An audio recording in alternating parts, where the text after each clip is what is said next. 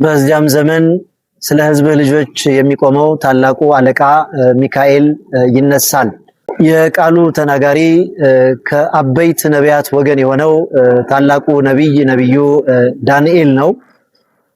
ዳንኤል ይህንን ቃል የተናገረው ከእግዚአብሔር አምላካችን ዘንድ በተሰጠው ጸጋና ስልጣን የሰዎችን ልጆች ለመራዳት፣ ለማገዝ፣ ለመደገፍና ለማማለድ ፈጥኖ ስለሚደርሰው ስለ ታላቁ ሊቀ መላእክት ስለ ቅዱስ ሚካኤል ነው ይህንን ቃል የተናገረው። ባጭሩ ስንተረጉሞ ማለት ነው። እንግዲህ ወደ ዋናው ምስጢር ከመግባታችን በፊት ሚካኤል የሚለውን የስሙን ትርጓሜ ባጭሩ ልናስቀምጠው ያስፈልጋል። ሁላችንም እንድንረዳው ሚ ማለት በዕብራይስጡ መኑ ማለት ነው። ካ ማለት ከመ ማለት ነው። ኤል ማለት ደግሞ እግዚአብሔር ማለት ነው።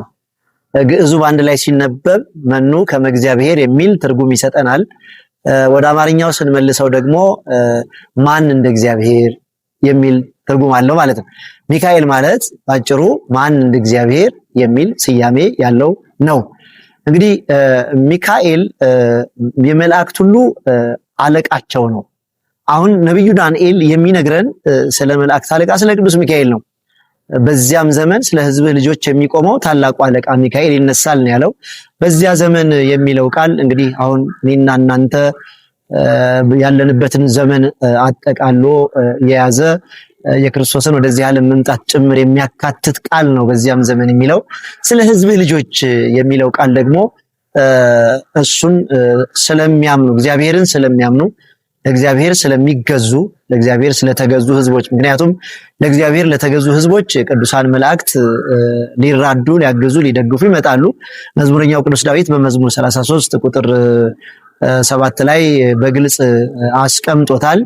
እግዚአብሔር ቅዱሳን መላእክት እግዚአብሔርን በሚፈሩ ሰዎች ዙሪያ ይሰፍራል ያድናቸውማል ነው ያለው። ስለ ህዝብ ልጆች የሚለው ቃል ቅዱሳን መላእክት እግዚአብሔርን ላመኑ ሰዎች ሊራዱ፣ ሊያግዙ፣ ሊደግፉ እንደሚመጡ ነው። እንግዲህ በዚህኛው ዘመን ላይ ከዚህኛው ዘመን አንስቶ እስከ ክርስቶስ ወደዚህ ዓለም መምጣት ድረስ ሊቀ መላእክቱ ቅዱስ ሚካኤል የሰዎችን ልጆች ለመራዳት እንደሚመጣ ነው የሚነግረን። አሁንም ሁላችንንም ይራዳን ነው የምንለው። እንግዲህ ሚካኤል የሚለው ትርጓሜ ባጭሩ ይሄንን ነው የሚመስለው። ታላቁ አለቃ ብሎ ደግሞ ተናግሮታል ዳንኤል። እውነት ነው።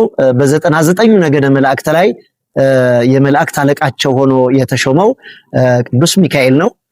ሚካኤል የመላእክት አለቃ ስለመሆኑ በቅዱሳት መጻሕፍት በብዙ ስፍራዎች ላይ ተጽፎ እናገኘዋለን።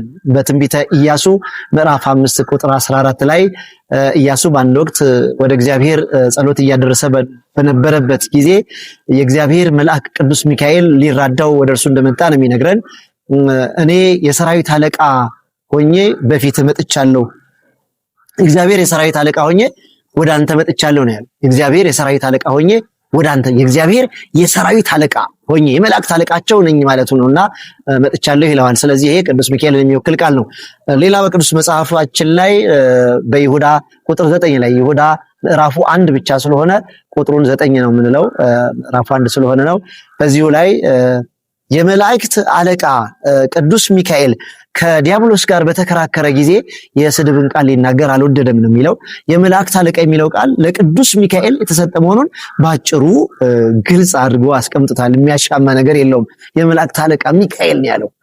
በሌላ ስፍራ ላይ የመጨረሻውን ዘመን በማሰብ ቅዱስ ጳውሎስ የክርስቶስን ወደዚህ ዓለም መምጣት በማሰብ ከመምጣቱ በፊት ቅዱሳን መላእክት እንዴት እንደሚገለጡ ሲያሳስብ በአንደኛ ተሰሎንቄ ምዕራፍ 4 ቁጥር 16 ላይ ጌታ ራሱ በትእዛዝ በመላእክት አለቃ ድምጽ በእግዚአብሔር መለከት ከሰማይ ይወርዳል። በመላእክት አለቃ ድምጽ ነው ያለው። በመላእክት አለቃ ድምጽ ሚካኤል የመጀመሪያውን ድምጽ የሚያሰማው መልአክ ቅዱስ ሚካኤል ነው ማለት ነው። ስለዚህ የመላእክት አለቃ የሚለው ቃል ለሊቀ መላኩ ለቅዱስ ሚካኤል የሚሰጥ ስያሜ መሆኑን በዚህ ማረጋገጥ እንችላለን ማለት ነው። በሌላ ስፍራ ላይ በራዕየ ዮሐንስ ምዕራፍ 18 ቁጥር 1 ላይ በራዕየ ዮሐንስ ምዕራፍ 18 ቁጥር 1 ላይ ታላቅ ስልጣን ያለው መልአክ ከሰማይ ሲወርድ አየሁ፣ ከክብሩም የተነሳ ምድር በራች ነው የሚለው። አያችሁ፣ ታላቅ ስልጣን ያለው መልአክ ከሰማይ ሲወርድ አየሁ፣ ከክብሩም የተነሳ ምድር በራች ይላል። መላእክት በግርማቸው ከላይ ከሰማይ ወደ ምድር ሲወርዱ ምድር ምን ያህል እንደምትበላ ቅዱስ መጽሐፍ ወንጌላዊው ቅዱስ ዮሐንስ ጥሩ አድርጎ ይነግረናል። በቅዱሱ መጽሐፍ ማለት ነው። ወንጌላዊው ቅዱስ ዮሐንስ ይነግረናል። እንግዲህ የመላእክት ክብራቸው ታላቅ ነው፣ ግርማቸውም አስፈሪነታቸውም የዛኑ ያህል ነው። ወገኖች ክርስቲያኖች ዛሬ በዘመናችን ላይ እግዚአብሔር የሰጣቸውን ክብር ባለማወቅና ባለመረዳት መላእክትን እንደኛው ልክ እንደ ሰው ልጅ ለማስተካከል የሚሞክሩ ጥቂቶች አሉ። ምን አገናኝቶን? እነሱ እሳታውያን ነፋሳውያን ፍጥረቶች ናቸው። እኛ ደግሞ ግዘፍ አካል አለን። እኛ የሚሞት አካል አለን። እነሱ የማይሞት አካል ነው ያላቸው። እኛ የሚራብ የሚጠማ የሚዝል የሚደክም አካል አለን። እነሱ ግን የማይራብ የማይጠማ የማይዝል የማይደክም አካል ነው ያላቸው። ስለዚህ በኃይል ከኛ የሚበልጡ መሆናቸውን መዘንጋት የለብንም እና ቅዱሳን መላእክት እግዚአብሔር ሲፈጥራቸው ለኛ ነው የፈጠራቸው እንጂ ለእግዚአብሔር የሚያግዙት ምንም እገዛ እኮ የለም። በነገራችን ላይ እግዚአብሔር እኮ ቅዱሳን መላእክትን ለኛ የሰጠን እንዲያግዙን እንዲራዱን እንጂ ለእግዚአብሔር የሚጨምሩለት ነገር የለም።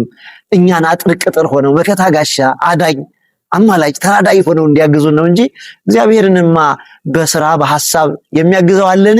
ከፍጡር ወገን የሚያግዘው አለን? ማንም የለም።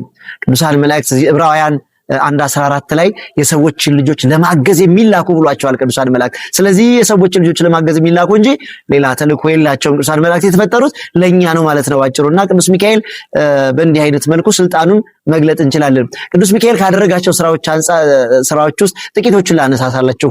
ከሰዓት አንፃር በስፋት ወደ ውስጥ በጥልቀት ባንገባም ወደፊት በስፋት እናየዋለን። ነገር ግን አሁን በጥቂቱ ሚካኤል እንደው ታላቅ መልአክ መሆኑን ምን ያህል ለሰው ልጆች ቅርብ መሆኑን በአማላጅነቱና በተራዳይነቱ እንዴት እንደሚያግዘን እንዴት እንደሚደግፈን ከኛ እንዴት እንደማይለይ ማወቅ መረዳት እንድንችል በጥቂቱ ጥቂት ነገሮችን ላቅርብላችሁ። እንዲህ ይላል።